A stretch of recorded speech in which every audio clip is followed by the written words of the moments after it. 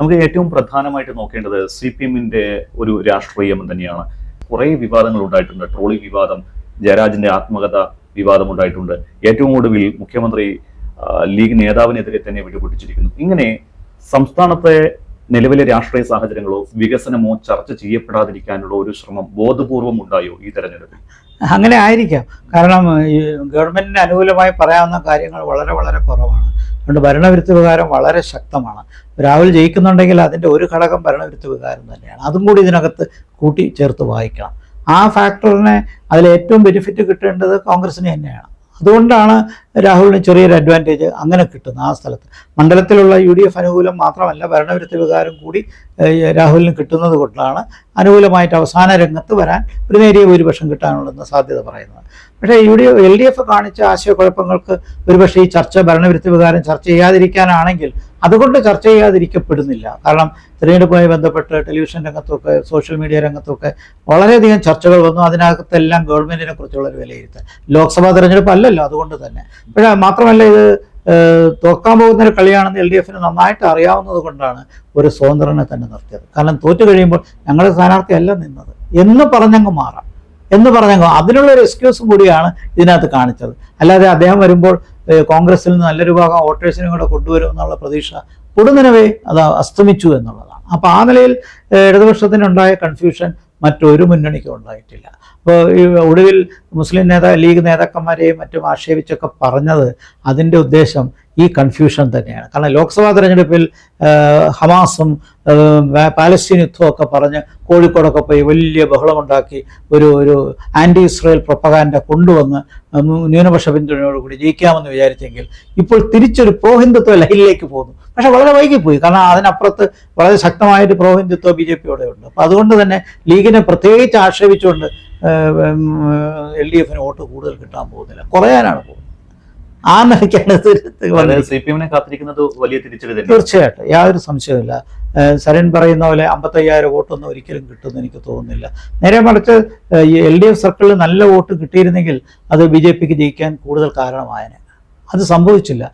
Voting ശതമാനം കുറഞ്ഞു, വലുതായിട്ടല്ലെങ്കിലും കുറഞ്ഞു. അതേസമയം ഇടതുപക്ഷത്തിൻ്റെ ക്രെഡിബിലിറ്റി ഒരുപാട് താഴോട്ട് പോയി. അപ്പോൾ മത്സരം സ്ട്രെയിറ്റ് ആയിട്ട് UDF-ഉം BJP-യും തമ്മിലായി. പക്ഷെ അവസാന ഘട്ടത്തിൽ വന്നപ്പോൾ പോരൊന്ന് മുറുകിയിട്ടുണ്ട്. ശക്തമായി ത്രികോണ പോരാട്ടം എന്ന ഒരു ലേബലിലോട്ട് കാര്യങ്ങൾ എത്തിച്ചിട്ടുണ്ട്. അതെങ്ങനെയാണ് അങ്ങനെ സംഭവിച്ചത്? അതെ, തുടക്കത്തിലും ത്രികോണമാണെന്ന് നമുക്ക് മനസ്സിലാക്കാമായിരുന്നു, അതിന് തർക്കമൊന്നുമില്ല. ഇപ്പോൾ 25% വോട്ട് എങ്കിലും 20% വോട്ടെങ്കിലും LDF-ന് കിട്ടിയില്ലെങ്കിൽ അതിന് ത്രികോണത്തിൻ്റെ സ്വാധീനം കുറയും. 20 ബേസ്. അപ്പോൾ 20 കിട്ടുമായിരിക്കാം. അപ്പോൾ ത്രികോണം എന്ന് സാങ്കേതികമായിട്ട് പറയുന്നതിൽ തെറ്റൊന്നുമില്ല. പക്ഷെ അങ്ങനെ ത്രികോണവും പ്രത്യേകിച്ച് ഇത്രയും ഇഷ്യൂസ് കിടക്കുമ്പോൾ പോളിംഗ് ശതമാനം വർദ്ധിക്കുകയല്ലേ വേണ്ടത്. കണ്ണാടിയിൽ പോളിംഗ് ഇത്രയും കുറഞ്ഞതിന് എന്തിനായ പറയാനുള്ളത്? ഇടതുപക്ഷത്തിന് ഇത്രയും ശക്തി കേന്ദ്രമായിട്ടുള്ളിടത്ത് പോളിംഗ് കുറഞ്ഞപ്പോൾ അപ്പോൾ അത് ബാലൻസ് ചെയ്യാവുന്ന രീതിയിൽ പോളിംഗ് വർദ്ധിപ്പിക്കാൻ കഴിഞ്ഞിട്ടില്ല. ഒരു മുറുകി കൊണ്ടാണല്ലോ രാഹുലിന്റെ ഭൂരിപക്ഷം കുത്തനെ താഴോട്ട് പോയത്. ഇന്നലെ രാത്രിയായപ്പോൾ 5000 എന്ന് പറയേണ്ടി വന്നില്ലേ? അത് പറയുന്നത് ആത്മാർത്ഥമായിട്ടുള്ളൊരു സ്റ്റേറ്റ്മെന്റ് ആണെന്ന്. കാരണം പോളിംഗ് പ്രതീക്ഷിക്കാത്ത മേഖലയിൽ പോളിംഗ് കുറഞ്ഞു എന്നുള്ളതാണ്. പക്ഷെ പോളിംഗ് കുറഞ്ഞെങ്കിലും ആ രാഷ്ട്രീയ ഭൂപടം മാറുന്നില്ല, അതവിടെ അപ്പോഴും നിൽപ്പുണ്ട്. എതിരായി വലിയൊരു ട്രെൻഡ് വരുന്നില്ല. ഇപ്പോൾ കണ്ണാടിയിലും ബിരിയാണിയിലും ഒന്നും വലിയ എതിരായൊരു ട്രെൻഡ് വരുന്നില്ല. ആ ട്രെൻഡ് വരാത്തതാണ് ഒരു പക്ഷേ രാഹുലിനെ കഷ്ടിച്ച് രക്ഷപ്പെടുത്തുന്നത്. ഒരു വലിയൊരു ഘട്ടത്തിൽ നിന്നും പോര് മുറുകി എന്നുള്ളതിന് തർക്കമില്ല. പോര് മുറുകി വന്ന് അവസാന സ്റ്റേജ് എത്തിയപ്പോൾ BJP-യും UDF-ഉം കോൺഗ്രസും തമ്മിലുള്ള സ്ട്രെയിറ്റ് ഫൈറ്റായി. ഇപ്പോൾ UDF-ഉം NDA-യും തമ്മിലുള്ള വലിയ മത്സരമായി മാറി. അതുകൊണ്ട് തന്നെ ഈ മത്സരത്തിന് എന്തെങ്കിലും കാരണവശാൽ BJP ജയിക്കുകയാണെങ്കിൽ വലിയൊരു സാങ്കത്യം പ്രസക്തി BJP-ക്ക് ഈ തിരഞ്ഞെടുപ്പിൽ കൂടി നേടാൻ കഴിയും. ആ നിലയ്ക്ക് സംഭവിച്ച് വിജയിക്കുകയാണെങ്കിൽ BJP-ക്കുള്ള എല്ലാ അസർപ്പസ്യതയും അൺടച്ചബിലിറ്റിയും ഇതോടങ്ങ് മാറിക്കിട്ടും. കാരണം അവർ നിയമം കഴിഞ്ഞാലും ജയിക്കാൻ സ്ഥലമുണ്ട് എന്ന് തെളിയിക്കുന്ന ഒരു രാഷ്ട്രീയം കാണിക്കും. പാലക്കാട് BJP-ക്ക് ജയിക്കാവുന്നതേ ഉള്ളൂ. അവിടുത്തെ വിചാരിച്ചാൽ അവർക്ക് വേണ്ടതെന്ന് ജയിക്കുക. അതിനുള്ള വോട്ടർ ബേസ് ഒക്കെ ഉണ്ട്. മൊത്തത്തിൽ നോക്കുമ്പോൾ ഒരു ഡെമോഗ്രാഫിക് ബേസും മുനിസിപ്പാലിറ്റിയിലെ ജനകീയതയും വെച്ച് നോക്കുമ്പോൾ BJP-ക്ക് ജയിക്കാവുന്നൊരു സ്ഥലമാണ്. പക്ഷേ മറുവശത്തുണ്ടാകുന്ന ധ്രുവീകരണവും ഈ ആശയക്കുഴപ്പങ്ങളും ഇതെല്ലാം കൂട്ടി വായിക്കുമ്പോൾ UDF-ന് ഇപ്പോഴും അനുകൂലമായ ചില ഘടകങ്ങളൊക്കെ അവിടെ നിലനിൽക്കുകയും ചെയ്യുന്നു. പിന്നെ LDF വല്ലാത്തൊരു കളി കളിച്ചു. അപ്പോൾ ഇത് കഴിയുമ്പോൾ എന്തായാലും LDF-നായിരിക്കും ഏറ്റവും കൂടുതൽ വിമർശനം ഏറ്റുവാങ്ങുന്നത് ആര് ജയിച്ചാലും. കാരണം ഡീലുണ്ടോ എന്നുള്ള ആക്ഷേപം വരും. ബലത്തിൽ ഹിന്ദുത്വ ആശയത്തെ ആശ്ലേഷിക്കാൻ ശ്രമിച്ചില്ലേ അവസാന ഘട്ടത്തിൽ? അതുവരെ പറയാത്ത കാര്യം എന്തിനു പറഞ്ഞു എന്നൊക്കെ പറയുന്ന ആശയങ്ങൾ പിന്നെ സരിൻ തരംഗം എന്നുള്ളത് സരിൻ വിരുദ്ധ തരംഗമായി മാറിയോ? ഇതൊക്കെ ചോദ്യം ചെയ്യപ്പെടും. പക്ഷേ സരിനെ എന്തായാലും 3ാം സ്ഥാനത്തേക്ക് പോകുമെന്ന് ഇടതുപക്ഷത്തിന് ഉറപ്പായിരുന്നു. സരിൻ എന്ന സ്വതന്ത്ര സ്ഥാനാർത്ഥിയെ അവിടെ കൊണ്ടുവന്നതിലൂടെ ഇടതുപക്ഷത്തിന് പ്രത്യേകിച്ച് എന്തെങ്കിലും തരത്തിലുള്ള നേട്ടം ഉണ്ടാകാൻ സാധ്യതയുണ്ടോ? കുറച്ചെങ്കിലും കോൺഗ്രസ് വോട്ടുകളെങ്കിലും സരിന് കിട്ടിയോ? അതോ സരിനെ കൊണ്ടുവന്നതോടുകൂടി LDFന്റെ വോട്ടുകൾ കോൺഗ്രസിലോട്ടോ BJPയിലോട്ടോ പോകാനുള്ള സാധ്യത ഉണ്ടായിട്ടുണ്ടോ? അതെ, അവസാനം പറഞ്ഞാണ് ശരി. സരിൻ വന്നതുകൊണ്ട് കോൺഗ്രസിൽ നിന്ന് ഒരു ഭാഗത്തിന്റെ വോട്ടും കിട്ടിയില്ല. ഒരു യൂത്ത് കോൺഗ്രസ് നേതാവാരോ വന്നു, ഷാനിയാരോ വന്നു എന്നുള്ളതല്ലേ. കോൺഗ്രസിന്റെ അണികളിൽ നിന്ന് ഒരു നഷ്ടവും ഉണ്ടായിട്ടില്ല. കോൺഗ്രസിന്റെ വോട്ട് ബേസ് അവിടെ അതുപോലെ നിൽക്കുന്നുണ്ടായിരുന്നു. ഈ സന്ദീപ് വാര്യരുടെയൊക്കെ സംഭവം വരുന്നവരെ സരിൻ തനിച്ചാണ് വന്നത് എന്ന് വേണമെങ്കിൽ പറയാം. സരിൻ ഉദ്ദേശിക്കുന്ന രീതിയിൽ കോൺഗ്രസിന്റെ വോട്ടുകൾ ആകർഷിക്കാൻ പറ്റുന്ന ഒന്നും ചെയ്തില്ല എന്ന് മാത്രമല്ല, അദ്ദേഹത്തിന്റെ പ്രസ്താവന അദ്ദേഹം എത്രയോ കാലമായി ഇടതുപക്ഷത്ത് പ്രവർത്തിക്കുന്ന രീതിയിലുള്ള ഒരു ബോഡി ലാംഗ്വേജാണ് കാണിച്ചത്. അപ്പോൾ ആ വോട്ടേ കിട്ടത്തുള്ളൂ. മറുവശത്തുള്ള വോട്ട് കിട്ടാനുള്ള യാതൊരു സാധ്യതയും താല്പര്യവും കാണിച്ചില്ല. മറിച്ച് ഇടതുപക്ഷത്തിൽ നിന്ന് വോട്ടുകൾ അങ്ങോട്ട് അത് പോകുന്നത് ചിലപ്പോൾ BJPയിലെ വോട്ട് ആയിരിക്കാം, ഇല്ലെങ്കിൽ നിർജീവമായിരിക്കാം. സരിന്റെ സ്ഥാനാർത്ഥിത്വം വഴി ഒരർത്ഥത്തിൽ കണ്ണാടിയിലെ പോളിംഗ് ശതമാനം കുറയാൻ പ്രധാന കാരണം അരിവാൾ ചുറ്റി നക്ഷത്രത്തിൽ ആളില്ല എന്നുള്ളതാണ്. അത് തന്നെ വോട്ടേഴ്സിനെ മടുപ്പിച്ചിട്ടുണ്ടാവും. അവർക്ക് മറ്റൊരു ചിഹ്നത്തിൽ വോട്ട് ചെയ്ത് ചെയ്യാനുള്ളൊരു ശീലവും മനസ്സുമില്ലാത്തത് കൊണ്ട് പോൾ ചെയ്യാൻ പോയില്ല. കണ്ണാടിയിൽ പോളിംഗ് ശതമാനം കുറഞ്ഞതിന് അത് തന്നെയാണ് പ്രധാന കാരണം. അപ്പോൾ കുറച്ച് വോട്ടുകൾ കോൺഗ്രസിലേക്കും അതോടൊപ്പം തന്നെ കുറച്ച് വോട്ടുകൾ BJPയിലുമായി പോകാം. ഇതെല്ലാം സരിന്റെ വോട്ട് കുറയാനുള്ള കാരണമായി വരും. പാലക്കാട് മുനിസിപ്പാലിറ്റി നോക്കുമ്പോൾ അവിടെ BJPക്ക് എപ്പോഴും മുൻതൂക്കമുണ്ട്. ഇത്തവണ അവിടെ പോളിംഗ് ശതമാനം കൂടിയിട്ടുണ്ട്. പക്ഷേ മറ്റ് മൂന്ന് പഞ്ചായത്തുകളിലും പോളിംഗ് ശതമാനം കുറവ് വന്നിട്ടുണ്ട്. അപ്പൊ അതാണ് ഒരു സംശയത്തിന് ഇടയാക്കുന്നത്. കോൺഗ്രസിനും ഇന്നലത്തെ അത്ര ആത്മവിശ്വാസം ഇന്നില്ല. അപ്പോൾ BJPക്ക് ഒരു മേൽക്കൈ വന്നിട്ടുണ്ട് എന്നത് സത്യമാണ്. അപ്പോൾ അത് വിജയത്തിൽ എത്താനുള്ള സാധ്യത എത്രത്തോളം ഉണ്ട്? അതെ, ഈ 3 പഞ്ചായത്തുകളിലും BJP ലീഡ് ചെയ്യുമെന്ന് ഞാൻ കരുതുന്നില്ല. പെരിയാരിൽ ഒരിക്കലുമില്ല. കാരണം പോളിംഗ് ശതമാനം കുറഞ്ഞുവെങ്കിലും UDFന് തന്നെയാണ് അവിടെ ലീഡ് കിട്ടാൻ ചാൻസ് ഉള്ളത്. പിന്നെ കണ്ണാടിയിൽ CPMന് വന്ന എറോഷനാണ് 8.30% വോട്ട് കുറവ്. അത് വലിയൊരു വോട്ട് കുറവാണ്. അപ്പോൾ CPMലേക്ക് കിട്ടേണ്ട വോട്ടുകൾ ചെയ്തിട്ടില്ല. പാർട്ടി ചിഹ്നത്തിലല്ലാത്തൊരു എക്സ് കോൺഗ്രസ്സുകാരന് വോട്ട് ചെയ്യാൻ CPM അണികൾ തയ്യാറല്ല എന്നുള്ളതാണ് ആ കാണിക്കുക. അപ്പോൾ CPMന് നല്ല തിരിച്ചടി കണ്ണാടിയിലുണ്ടാകും. അത് കുറച്ചുപേരെങ്കിലും CPMൽ നിന്ന് BJPക്ക് വോട്ട് ചെയ്തിട്ടുണ്ടാകണം. പിന്നെ BJPയുടെ അണികൾ ശക്തമായി എന്നുള്ളതിന് ഒത്തിരി ഉദാഹരണങ്ങൾ അവിടെ ചൂണ്ടിക്കാണിക്കപ്പെട്ടു. ഇന്നലെ തന്നെ മറ്റേലർ എന്നോട് സംസാരിച്ചപ്പോൾ പറഞ്ഞത്, കഴിഞ്ഞ തെരഞ്ഞെടുപ്പിൽ മുസ്ലിം സമുദായത്തിന് സ്വാധീനമുള്ള പല ബൂത്തുകളിലും BJPക്ക് ബൂത്ത് ഓഫീസ് പോലും തെരഞ്ഞെടുപ്പ് വോട്ടിംഗ് സ്റ്റേഷന് പുറത്തുണ്ടായിരുന്നില്ല. ഇത്തവണ അത് ഉണ്ടായെന്ന് മാത്രമല്ല, BJPയുടെ പോളിംഗ് ബൂത്തുകളിലൊക്കെ നല്ല ആളുകളും ഉണ്ടായിരുന്നു. അപ്പോൾ അത് കാണിക്കുന്നത് BJP കൺസോളിഡേറ്റ് ചെയ്യാൻ ശ്രമിച്ചു. പക്ഷേ എന്നാലും അവിടുത്തെ ഒരു ഡെമോഗ്രാഫിക് ക്യാരക്ടർ നോക്കുമ്പോൾ UDFന് ലീഡ് പെരിയാരിയിൽ ഇപ്പോഴും ഉണ്ട്. പോളിംഗ് ശതമാനം വർദ്ധിച്ചില്ല, അത് കുറഞ്ഞു എന്ന് കാണിക്കുന്നത് കഴിഞ്ഞ തവണ ഷാഫിക്ക് കിട്ടിയ ലീഡ് അവിടെ ഇത്തവണ രാഹുലിനുണ്ടാവില്ല. ലീഡുണ്ടാകും, പക്ഷെ ഗണ്യമല്ല. അതാണ് ഷാഫിയെയും രാഹുലിനെയൊക്കെ അത്ഭുതപ്പെടുത്തുന്നതും.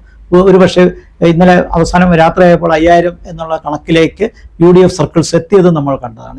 രാവിലെ അങ്ങനെ ആയിരുന്നില്ല. 10000 10000 എന്നൊക്കെ പറഞ്ഞങ്ങ് പോയത് അറക്കത്തിൽ നിന്ന് അഞ്ചക്കത്തിലേക്ക് മാറിയത് അതിൻ്റെ ഫലമായിട്ടാണ്. അത് വസ്തുനിഷ്ഠമായൊരു അവലോകനമാണ്.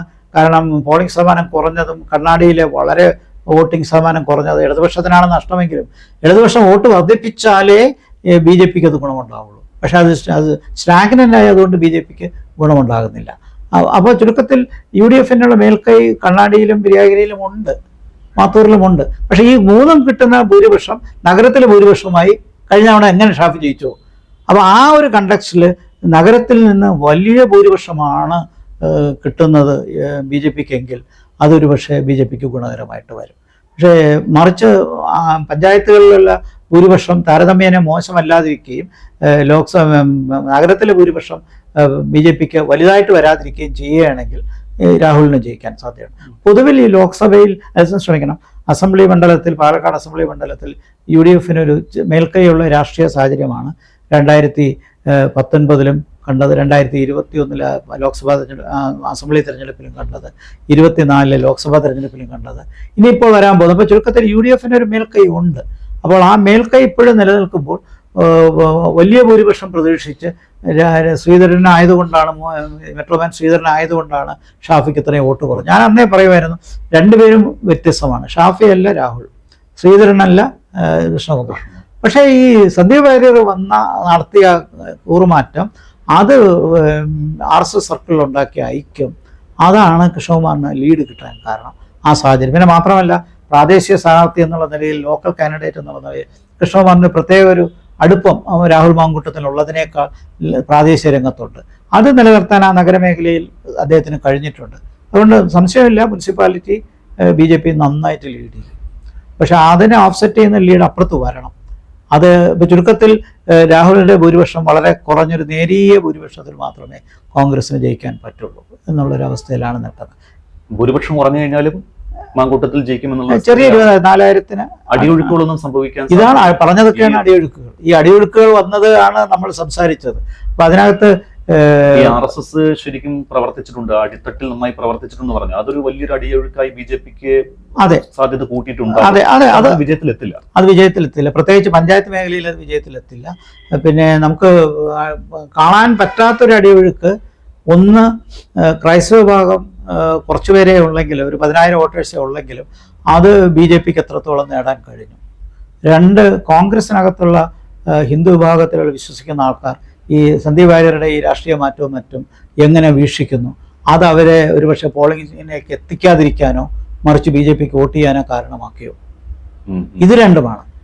എന്തായാലും CPM 2ാം സ്ഥാനത്ത് വരുന്ന പ്രശ്നമില്ല, ഇടതുപക്ഷം 2ാം സ്ഥാനത്ത് വരുന്ന പ്രശ്നമില്ല, 3ാം സ്ഥാനത്തേ വരത്തുള്ളൂ. കാരണം ഈ കാണിച്ച കുഴപ്പങ്ങൾക്കെല്ലാം ഏറ്റവും നെഗറ്റീവ് ഫാക്ടർ ഏറ്റുവാങ്ങുന്നത് ഒന്ന് ഇടതുപക്ഷം തന്നെയാണ്.